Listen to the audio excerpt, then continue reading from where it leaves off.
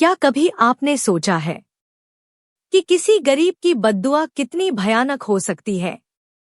क्या सच में किसी की हाय इंसान की जिंदगी तबाह कर सकती है? नमस्कार दोस्तों, आप सुन रहे हैं ऑडियो ज्ञान हिंदी। आज हम लेकर आए हैं महान साहित्यकार मुंशी प्रेमचंद की एक बेहद मार्मिक और दिल दहला देने वाली कहानी, गरीब की हाय। यह कहानी हमें सिखाती है कि अन्याय और लालच का अंत हमेशा बुरा होता है और किसी गरीब का दिल दुखाना कभी व्यर्थ नहीं जाता।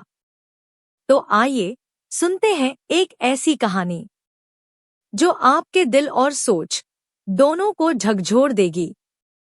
मुंशी रामसेवक भौहें चढ़ाए हुए घर से निकले और बोले, इस जीने से तो मरना भला है। मृत्यु को प्रायः इस तरह के जितने निमंत्रण दिए जाते हैं, यदि वह सबको स्वीकार करती तो आज सारा संसार उजाड़ दिखाई देता। मुंशी रामसेवक चांदपुर गांव के एक बड़े रईस थे। रईसों के सभी गुण इनमें भरपूर थे। मानव चरित्र की दुर्बलताएं उनके जीवन का आधार थी। वह नित्य मुंसिफी कचहरी के हाथे में एक नीम के पेड़ के नीचे कागजों का बस्ता खोल एक टूटी सी चौकी पर बैठे दिखाई देते थे। किसी ने कभी उन्हें किसी इजलास पर कानूनी बहस या मुकदमे की पैरवी करते नहीं देखा, परंतु उन्हें सब लोग मुख्तार साहब कहकर पुरकारते थे। चाहे तूफान आए, पानी बरसे, ओले गिरे, पर मुख्तार साहब वहां से टस से मस न होते। जब वह कचहरी चलते तो देहातियों के झुंड उनके साथ हो लेते। चारों ओर से उन पर विश्वास और आदर की दृष्टि पड़ती। सब में प्रसिद्ध था कि उनकी जीभ पर सरस्वती विराजती हैं। इसे वकालत कहो या मुख्तारी, परंतु यह केवल कुल मर्यादा की प्रतिष्ठा का पालन था। आमदनी अधिक न होती थी। चांदी के सिक्कों की तो चर्चा ही क्या, कभी कभी तांबे के सिक्के भी निर्भय उनके पास आने से हिचकते थे। मुंशी जी की कानूनदानी में कोई संदेह न था, परंतु पास के बखेड़े ने उन्हें विवश कर दिया था। खैर, जो हो, उनका यह पेशा केवल प्रतिष्ठा पालन के निमित्त था, नहीं तो उनके निर्वाह का मुख्य साधन आसपास की अनाथ पर खाने पीने में सुखी विधवाओं और भोले भाले किंतु धनी वृद्धों की श्रद्धा थी। विधवाएं अपना रुपया उनके यहाँ अमानत रखतीं। बूढ़े अपने कपूतों के डर से अपना धन उन्हें सौंप देते, पर रुपया एक बार उनकी मुट्ठी में जाकर फिर निकलना भूल जाता था। वह जरूरत पड़ने पर कभी कभी कर्ज ले लेते थे। भला बिना कर्ज लिए किसी का काम चल सकता है? भोर को सांझ के करार पर रुपया लेते, पर वह सांझ कभी नहीं आती थी। सारांश, मुंशी जी कर्ज लेकर देना सीखे नहीं थे। यह उनकी कुल प्रथा थी। यही सब मामले बहुधा मुंशी जी के सुखचैन में विघ्न डालते थे। कानून और अदालत से तो उन्हें कोई डर न था। इस मैदान में उसका सामना करना पानी में मगर से लड़ना था। परंतु जब कोई दुष्ट उनसे भिड़ जाता, उनकी ईमानदारी पर संदेह करता और उनके मुंह पर बुरा भला कहने पर उतारू हो जाता, तब मुंशी जी के हृदय पर बड़ी चोट लगती। इस प्रकार की दुर्घटनाएं प्रायः होती थी। हर जगह ऐसे ओछे लोग रहते हैं जिन्हें दूसरों को नीचा दिखाने में ही आनंद आता है। ऐसे लोगों का सहारा पाकर कभी कभी छोटे आदमी मुंशी जी के मुंह लग जाते थे। नहीं तो एक कुंजड़िन की इतनी मजाल नहीं थी कि आंगन में जाकर उन्हें बुरा भला कहे। मुंशी जी उसके पुराने गाहक थे, बरसों तक उससे सागभाजी ली थी। यदि दाम न दिया जाए तो कुंजड़िन को संतोष करना चाहिए था। दाम जल्दी या देर से मिल ही जाते, परंतु वह मुंहफट कुंजड़िन 2 ही बरसों में घबरा गई और उसने कुछ आने पैसों के लिए एक प्रतिष्ठित आदमी का पानी उतार लिया। झुझलाकर मुंशी जी अपने को मृत्यु का कलेवा बनाने पर उतारू हो गए, तो इसमें उनका कुछ दोष न था। इसी गांव में मूंगा नाम की एक विधवा ब्राह्मणी रहती थी। उसका पति ब्रह्मा की काली पलटन में हवलदार था और लड़ाई में वहीं मारा गया। सरकार की ओर से उसके अच्छे कामों के बदले मूंगा को 500 रुपए मिले थे। विधवा स्त्री, जमाना नाजुक था, बेचारी ने सब रुपए मुंशी रामसेवक को सौंप दिए और महीने महीने थोड़ा थोड़ा उसमें से मांगकर अपना निर्वाह करती रही। मुंशी जी ने यह कर्तव्य कई वर्ष तक तो बड़ी ईमानदारी के साथ पूरा किया, पर जब बूढ़ होने पर भी मूंगा नहीं मरी और मुंशी जी को यह चिंता हुई कि शायद उसमें से आधी रकम भी स्वर्ग यात्रा के लिए नहीं छोड़ना चाहती, तो एक दिन उन्होंने कहा, मूंगा, तुम्हें मरना है या नहीं? साफ साफ कह दो कि मैं अपने मरने की फिक्र करूं। उस दिन मूंगा की आंखें खुली, उसकी नींद टूटी, बोली, मेरा हिसाब कर दो। हिसाब का चिट्ठा तैयार था। अमानत में अब एक कौड़ी बाकी न थी। मूंगा ने बड़ी कड़ाई से मुंशी जी का हाथ पकड़कर कहा, अभी मेरे 250 रुपए तुमने दबा रखे हैं, मैं एक कौड़ी भी न छोड़ूंगी। परंतु अनाथों का क्रोध पटाखे की आवाज है, जिससे बच्चे डर जाते हैं और असर कुछ नहीं होता। अदालत में उसका कुछ जोर न था, न लिखापड़ी थी, न हिसाब किताब। हाँ, पंचायत से कुछ आसरा था। पंचायत बैठी, कई गांव के लोग इकट्ठे हुए। मुंशी जी नियत और मामले के साफ थे, उन्हें पंचों का क्या डर। सभा में खड़े होकर पंचों से कहा, भाइयों, आप लोग सत्यनारायण और कुलीन हैं। मैं आप सब साहबों का दास हूँ। आप सब साहबों की उदारता और कृपा से, दया और प्रेम से मेरा रोम रोम कृतज्ञ है, और आप लोग सोचते हैं कि इस अनाथिनी और विधवा स्त्री के रुपए हड़प कर गया हूँ। पंचों ने एक स्वर से कहा, नहीं नहीं, आपसे ऐसा नहीं हो सकता। राम सेवक ने कहा, यदि आप सब सज्जनों का विचार हो कि मैंने रुपए दबा लिए, तो मेरे लिए डूब मरने के सिवा और कोई उपाय नहीं। मैं धनाढ्य नहीं हूँ, न मुझे उदार होने का घमंड है, पर अपनी कलम की कृपा से, आप लोगों की कृपा से किसी का मोहताज नहीं हूँ। क्या मैं ऐसा ओछा हो जाऊंगा कि एक अनाथिनी के रुपए पचा लूं? पंचों ने एक स्वर से फिर कहा, नहीं नहीं, आपसे ऐसा नहीं हो सकता। मुंह देखकर टीका काढ़ा जाता है। पंचों ने मुंशी जी को छोड़ दिया। पंचायत उठ गई। मूंगा ने आह भरकर संतोष किया और मन में कहा, अच्छा अच्छा, यहाँ न मिला तो न सही, वहाँ कहाँ जाएगा। अब कोई मूंगा का दुहक सुनने वाला और सहायक न था। दरिद्रता से जो कुछ दुहक भोगने पड़ते हैं, वह सब उसे झेलने पड़े। वह शरीर से पुष्ट थी, चाहती तो परिश्रम कर सकती थी, पर जिस दिन पंचायत पूरी हुई, उसी दिन उसने काम न करने की कसम खा ली। अब उसे रात दिन रुपयों की रट लगी रहती। उठते बैठते, सोते जागते, उसे केवल एक काम था, और वह मुंशी रामसेवक का भला मनाना। अपने झोपड़े के दरवाजे पर बैठी हुई वह रात दिन उन्हें सच्चे मन से असीसा करती। बहुधा अपने असीस के वाक्यों में ऐसे कविता के वाक्य और उपमाओं का व्यवहार करती कि लोग सुनकर अचंभे में आ जाते। धीरे धीरे मूंगा पगली हो चली। नंगे सिर, नंगे शरीर, हाथ में एक कुल्हाड़ी लिए हुए सुनसान स्थानों में जा बैठती। झोपड़ी के बदले अब वह मरघट पर, नदी के किनारे खंडहरों में घूमती दिखाई देती। बिखरी हुई लटें, लाल लाल आंखें, पागलों सा चेहरा, सूखे हुए हाथ पांव। उसका यह स्वरूप देखकर लोग डर जाते थे। अब कोई उसे हंसी में भी नहीं छेड़ता। यदि वह कभी गांव में निकल आती, तो स्त्रियां घरों के किवाड़ बंद कर लेती। पुरुष कतराकर इधर उधर से निकल जाते और बच्चे चीख मारकर भागते। यदि कोई लड़का भागता न था, तो वह मुंशी रामसेवक का सुपुत्र राम गुलाम था।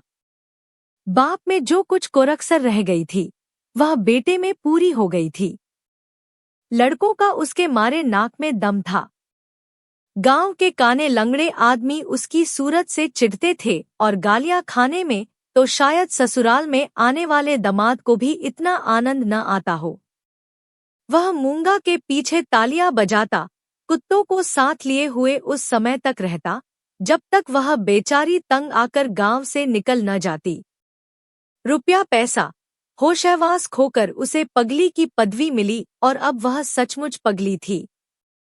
अकेली बैठी अपने आप घंटों बातें किया करती, जिसमें राम सेवक के मांस, हड्डी, चमड़े, आंखें, कलेजा आदि को खाने, मसलने, नोचने, खसोटने की बड़ी उत्कट इच्छा प्रकट की जाती थी, और जब उसकी यह इच्छा सीमा तक पहुंच जाती तो वह राम सेवक के घर की ओर मुंह करके खूब चिल्लाकर और डरावने शब्दों में हाक लगाती, तेरा लोहू पीऊंगी। प्रायः रात के सन्नाटे में यह गरजती हुई आवाज सुनकर स्त्रियां चौंक पड़ती थीं, परंतु इस आवाज से भयानक उसका ठठाकर हंसना था। मुंशी जी के लहू पीने की कल्पित खुशी में वह जोर से हंसा करती थी। इस ठठाने से ऐसी आसुरिक उद्दंडता, ऐसी पाश्विक उग्रता टपकती थी कि रात को सुनकर लोगों का खून ठंडा हो जाता था। मालूम होता मानो सैकड़ों उल्लू एक साथ हंस रहे हैं। मुंशी रामसेवक बड़े हौसले और कलेजे के आदमी थे। न उन्हें दीवानी का डर था न फौजदारी का, परंतु मूंगा के इन डरावने शब्दों को सुनकर वह भी सहम जाते। हमें मनुष्य के न्याय का डर न हो, परंतु ईश्वर के न्याय का डर प्रत्येक मनुष्य के मन में कभी कभी ऐसी ही भावना उत्पन्न कर देता, उनसे अधिक उनकी स्त्री के मन में। उनकी स्त्री बड़ी ही चतुर थी।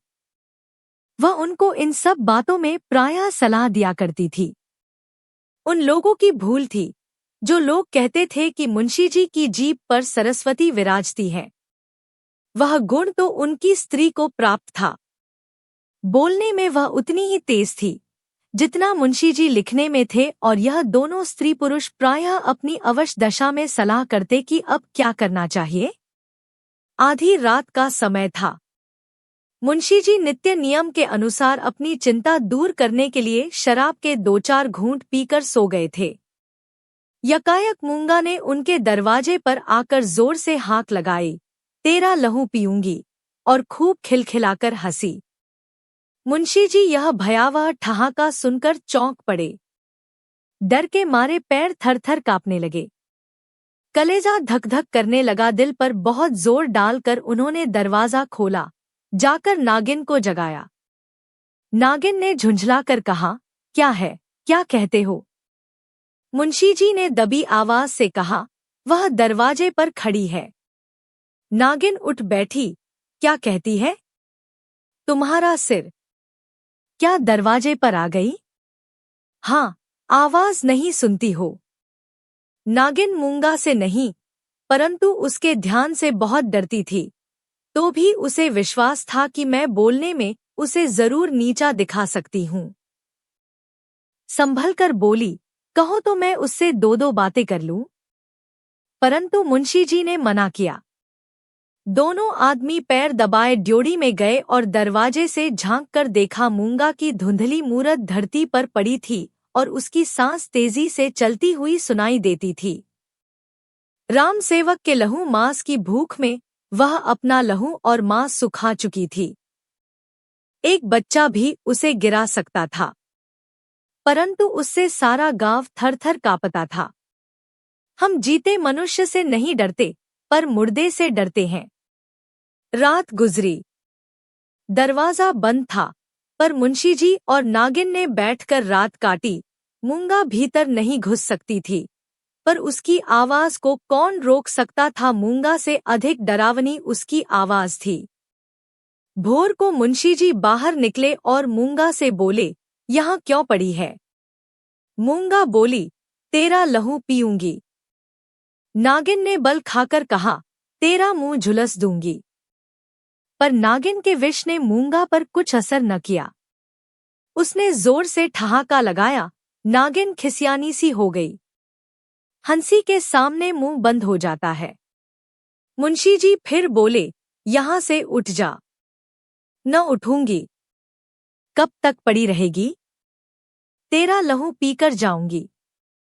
मुंशी जी की प्रखर लेखनी का यहाँ कुछ जोर न चला और नागिन की आग भरी बातें यहाँ सर्द हो गईं। दोनों घर में जाकर सलाह करने लगे, यह बला कैसे टलेगी, इस आपत्ति से कैसे छुटकारा होगा। देवी आती है तो बकरे का खून पीकर चली जाती है, पर यह डाइन मनुष्य का खून पीने आई है।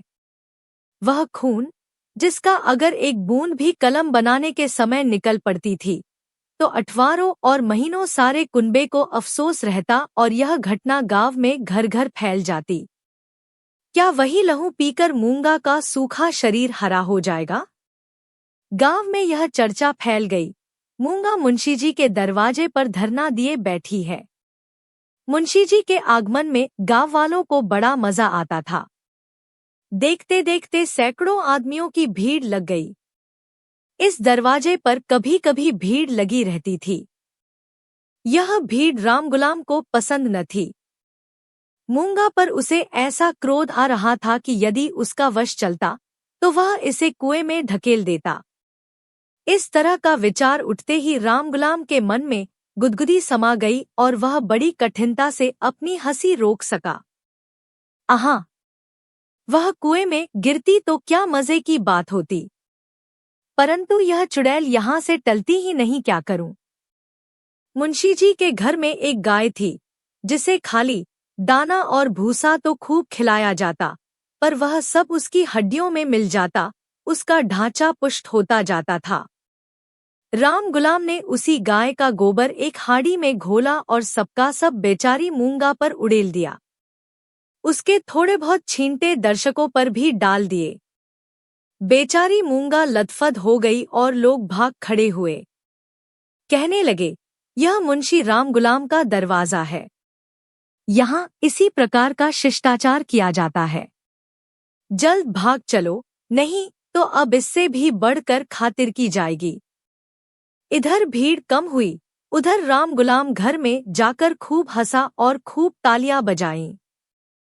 मुंशी जी ने व्यर्थ की भीड़ को ऐसे सहज में और ऐसे सुंदर रूप से हटा देने के उपाय पर अपने सुशील लड़के की पीठ ठोकी। सब लोग तो चंपत हो गए, पर बेचारी मूंगा ज्यों की त्यों बैठी रह गई।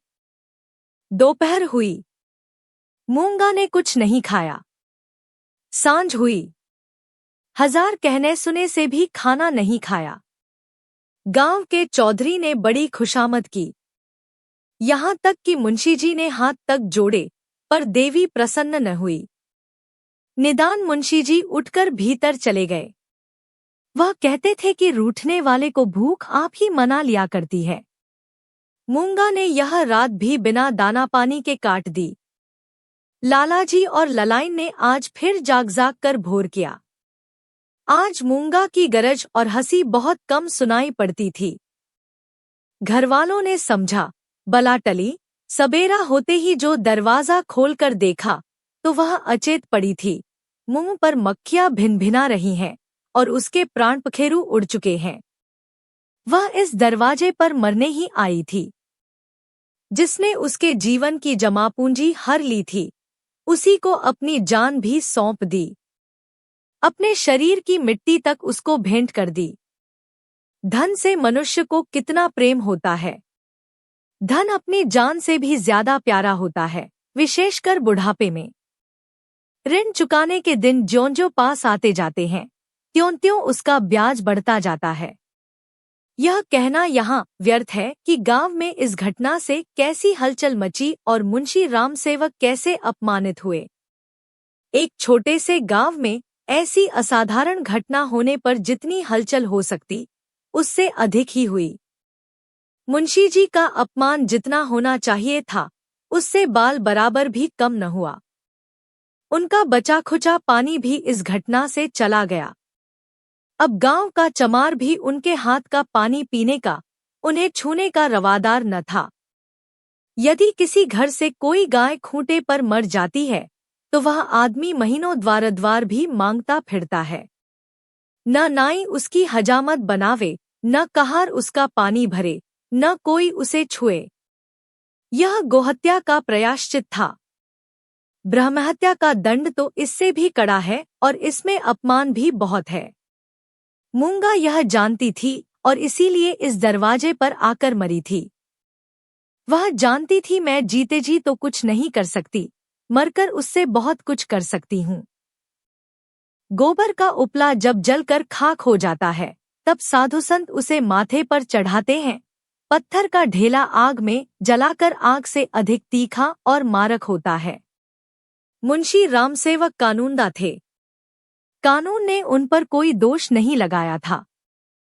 मूंगा किसी कानूनी दफा के अनुसार नहीं मरी थी। ताजीरात हिंद में उसका कोई उदाहरण नहीं मिलता था। इसलिए जो लोग उनसे प्रायश्चित करवाना चाहते थे, उनकी भारी भूल थी। कुछ हर्ज नहीं, कहार पानी न भरे, न सही। वह पानी भर लेंगे। अपना काम आप करने में भला लाज ही क्या? बला से नाई बाल न बनावेगा। हजामत बनाने का काम ही क्या है? दाढ़ी बहुत सुंदर वस्तु है। दाढ़ी मर्द की शोभा और सिंगार है, और जो फिर बालों से ऐसी घिन होगी तो एक एक आने में तो अस्तुरे मिलते हैं। धोबी कपड़े न धोएगा, इसकी भी कुछ परवाह नहीं। साबुन तो गलीगली कौड़ियों के मोल आता है। एक बट्टी साबुन में दर्जनों कपड़े ऐसे साफ हो जाते हैं जैसे बगुले के पर। धोबी क्या खाकर ऐसा साफ कपड़ा धोएगा? पत्थर पर पटक पटकर कपड़ों का लत्ता निकाल लेता है। आप पहने, दूसरों को भाड़े पर पहनाएं, भट्टी में चढ़ाएं, रेह में भिगोए। कपड़ों की तो दुर्गति कर डालता है। जभी तो कुर्ते 2-3 साल से अधिक नहीं चलते। नहीं तो दादा हर 5वें बरस 2-3 अचकन और 2 कुर्ते बनवाया करते थे। मुंशी रामसेवक और उनकी स्त्री ने दिन भर तो यूं ही कहकर अपने मन को समझाया। सांझ होते ही उनकी तर्कनाएं शिथिल हो गईं। अब उनके मन पर भय ने चढ़ाई की। जैसे तैसे रात बीतती थी, भय भी बढ़ता जाता था। बाहर का दरवाजा भूल से खुला रह गया था, पर किसी की हिम्मत न पड़ती थी कि जाकर बंद तो कराए। निदान नागिन ने हाथ में दिया लिया। मुंशी जी ने कुल्हाड़ा, राम गुलाम ने गड़ासा। इस ढंग से तीनों आदमी चौंकते हिचकते दरवाजे पर आए। यहाँ मुंशी जी ने बहादुरी से काम लिया। उन्होंने निधड़क दरवाजे से बाहर निकलने की कोशिश की। कांपते हुए पर ऊंची आवाज में नागिन से बोले, तुम व्यर्थ डरती हो, वह क्या यहाँ बैठी है? पर उनकी प्यारी नागिन ने उन्हें अंदर खींच लिया और झुंझलाकर बोली, तुम्हारा यही लड़कपन तो अच्छा नहीं। यह दंगल जीतकर तीनों आदमी रसोई के कमरे में आए और खाना पकने लगा। परंतु मूंगा उनकी आंखों में घुसी हुई थी। अपनी परछाई को देखकर मूंगा का भय होता था। अंधेरे कोने में मूंगा बैठी मालूम होती थी। वही हड्डियों का ढांचा, वही बिखरे हुए बाल, वही पागलपन, वही डरावनी आंख, मूंगा का नक्शिख दिखाई देता था। इसी कोठरी में आटे दाल के कई मटके रखे हुए थे। वहां कुछ पुराने चिथड़े भी पड़े हुए थे। एक चूहे को भूख ने बेचैन किया। मटकों ने कभी अनाज की सूरत न देखी थी, पर सारे गांव में मशहूर था कि इस घर के चूहे गजब के डाकू हैं। तो वह उन दानों की खोज में, जो मटकों से कभी नहीं गिरे थे, रेंगता हुआ इस चिथड़े के नीचे आ निकला। कपड़े में खड़खड़ाहट हुई। फैले हुए चिथड़े मूंगा की पतली टांगें बन गईं। नागिन देखकर झिझकी और चीख उठी। मुंशी जी बदहवास होकर दरवाजे की ओर लपके। राम गुलाम दौड़कर उनकी टांगे से लिपट गया। चूहा बाहर निकल आया। उसे देखकर इन लोगों के होश ठिकाने हुए।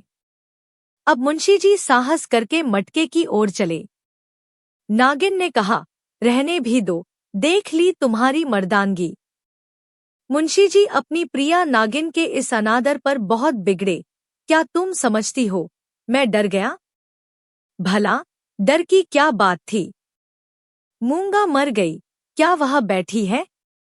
मैं कल नहीं दरवाजे के बाहर निकल गया था। तुम रोकती रही, मैं न माना। मुंशी जी की इस दलील ने नागिन को निरुत्तर कर दिया। कल दरवाजे के बाहर निकल जाना या निकलने की कोशिश करना साधारण काम न था। जिसके साहस का ऐसा प्रमाण मिल चुका हो, उसे डरपोक कौन कह सकता है।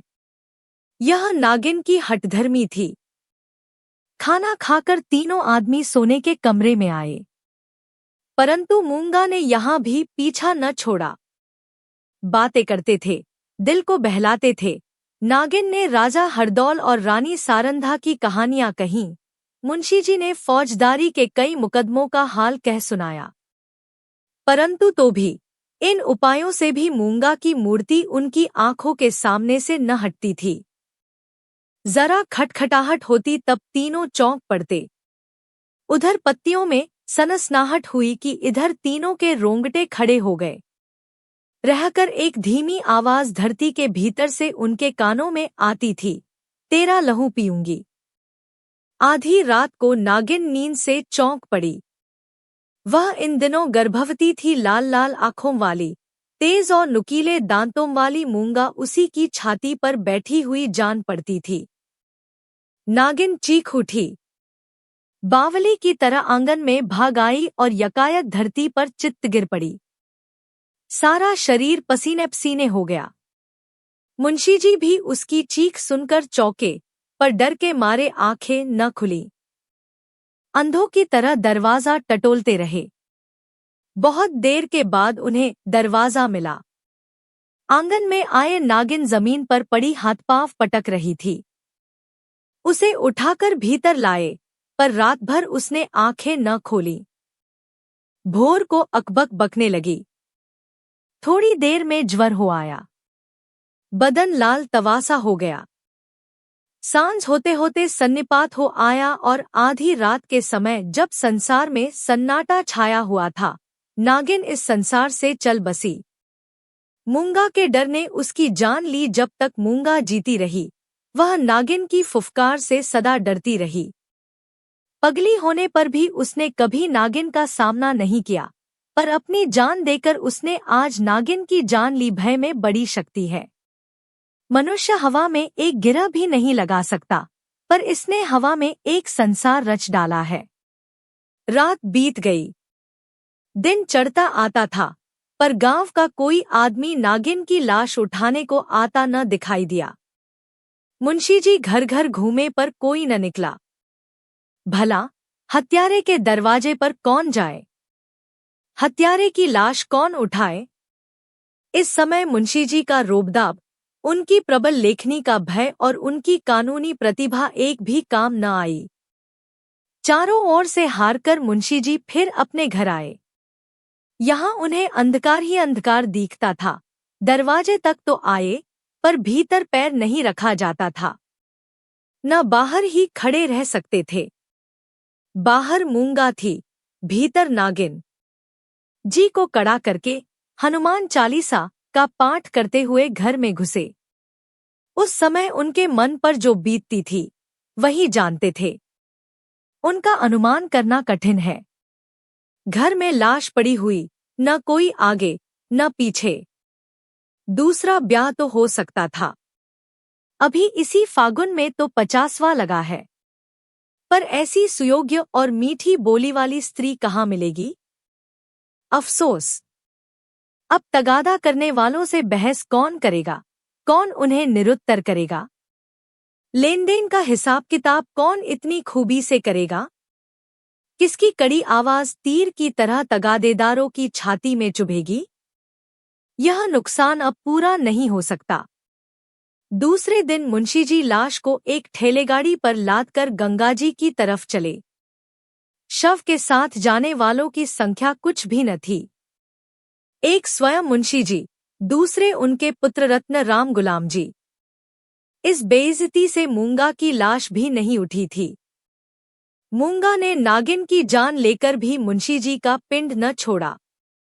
उनके मन में हर घड़ी मूंगा की मूर्ति विराजमान रहती थी। कहीं रहते उनका ध्यान इसी ओर रहा करता था। यदि दिलबहलाव का कोई उपाय होता, तो शायद वह इतने बेचैन न होते, पर गांव का एक पुतली भी उनके दरवाजे की ओर न झांकता था। बेचारे अपने हाथों पानी भरते, आप ही बर्तन धोते। सोच और क्रोध, चिंता और भय, इतने शत्रुओं के सामने एक दिमाग कब तक ठहर सकता? विशेषकर वह दिमाग जो रोज रोज कानून की बहसों में खर्च हो जाता था। अकेले कैदी की तरह उनके 10-12 दिन तो ज्योंत्यों कर कटे। 14वें दिन मुंशीजी ने कपड़े बदले और बोरिया बस्ता लिए हुए कचहरी चले। आज उनका चेहरा कुछ खिला हुआ था। जाते ही मेरे मुवक्किल मुझे घेर लेंगे, मेरी मातमपुरसी करेंगे। मैं आंसुओं की 2-4 बूंदें गिरा दूंगा। फिर बैनामों, रहनामों और सुलहनामों की भरमार हो जाएगी। मुट्ठी गरम होगी। शाम को जरा नशे पानी का रंग जम जाएगा, जिसके छूट जाने से जी और भी उचाट हो रहा था। इन्हीं विचारों में मग्न मुंशीजी कचहरी पहुंचे, पर वहां रहनामों की भरमार और बैनामों की बाढ़ और मुवक्किलों की चहल पहल के बदले निराशा की रेतीली भूमि नजर आई। बस्ता खोले घंटों बैठे रहे, पर कोई नजदीक भी न आया। किसी ने इतना भी न पूछा कि आप कैसे हैं। नए मुवक्किल तो खैर, बड़े बड़े पुराने मुवक्किल, जिनका मुंशीजी से कई पीढ़ियों से सरोकार था, आज उनसे मुंह छिपाने लगे। वह नालायक और अनाड़ी रमजान, जिसकी मुंशीजी हंसी उड़ाते थे और जिसे शुद्ध लिखना भी न आता था, गोपियों में कन्हैया बना हुआ था। वाह रे भाग्य! मुवक्किल यों मुंह फेरे चले जाते हैं, मानो कभी की जान पहचान ही नहीं। दिन भर कचहरी की खाक छानने के बाद मुंशीजी अपने घर चले। निराशा और चिंता में डूबे हुए ज्यों-ज्यों घर के निकट आते थे, मूंगा का चित्र सामने आता जाता था। यहाँ तक कि जब घर का द्वार खोला और 2 कुत्ते, जिन्हें राम गुलाम ने बंद कर रखा था, झटपट बाहर निकले, तो मुंशीजी के होश उड़ गए। एक चीख मारकर जमीन पर गिर पड़े। मनुष्य के मन और मस्तिष्क पर भय का जितना प्रभाव होता है, उतना और किसी शक्ति का नहीं। प्रेम, चिंता, निराशा, हानि, यह सब मन को अवश्य दुखित करते हैं। यह हवा के हल्के झोंके हैं और भय प्रचंड आंधी है। मुंशीजी पर इसके बाद क्या बीती, मालूम नहीं। कई दिन तक लोगों ने उन्हें कचहरी जाते और वहां से मुरझाए हुए लौटते देखा। कचहरी जाना उनका कर्तव्य था, और यद्यपि वहां मुवक्किलों का अकाल था, तो भी तगादे वालों से गला छुड़ाने और उनको भरोसा दिलाने के लिए अब यही एक लटका रह गया था। इसके बाद वह कई महीने तक दीख न पड़े। बद्रीनाथ चले गए। एक दिन गांव में एक साधु आया, भभूत रमाए, लंबी लंबी जटाएं, हाथ में कमंडल। इसका चेहरा मुंशी राम सेवक से बहुत मिलता जुलता था। बोलचाल भी अधिक भेद न था। वह एक पेड़ के नीचे धूनी रमाए बैठा रहा। उसी रात को मुंशी राम सेवक के घर धुआं उठा, फिर आग की ज्वाला दिखने लगी और आग भड़क उठी। गांव के सैकड़ों आदमी दौड़े, आग बुझाने के लिए नहीं, तमाशा देखने के लिए। एक गरीब की हाय में कितना प्रभाव है। राम गुलाम मुंशीजी के गायब हो जाने पर अपने मामा के यहाँ चल गया और वहाँ कुछ दिनों रहा, पर वहाँ उसकी चालढाल किसी को पसंद न आई। एक दिन उसने किसी के खेत में मूली नोची। उसने 2-4 धौल लगाए। उस पर वह इस तरह बिगड़ा कि जब उसके चने खलिहान में आए, तो उसने आग लगा दी। सारा का सारा खलिहान जलकर खाक हो गया।